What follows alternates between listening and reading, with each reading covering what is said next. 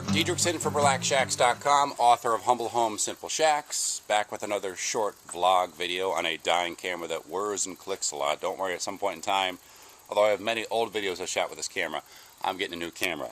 If you want to sponsor my show, that'd be great too, so you get more videos and higher quality ones. What I'm talking about today, on to the point, just a short tip, building ladders.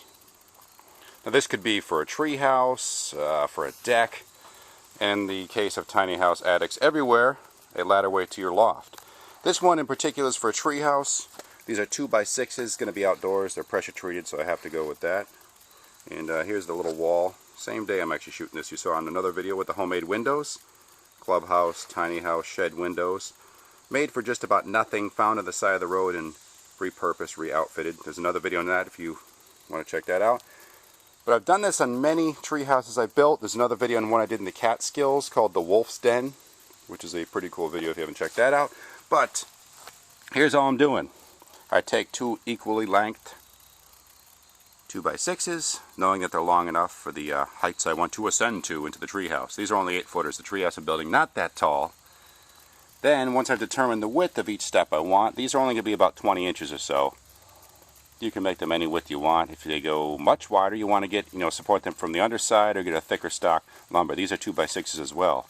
Now what I've done is I simply measured every 12 inches. You could go every 8 inches, every 6 inches. I mean, if you're huge, you could go every 2 feet. I don't care. The point is, they're all equally measured. I transfer the measurement I made over here. It's on the inside. You can't see it. Over to there. And I go down the line, and I'm tacking each step in with one single nail right there.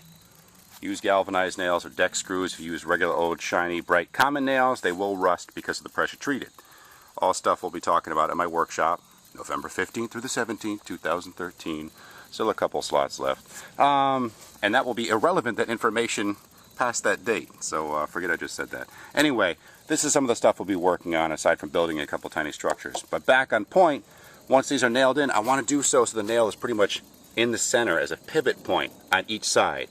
Why, you may be thinking, Deek, that's just weird. That won't make for a strong step. So here's the thing.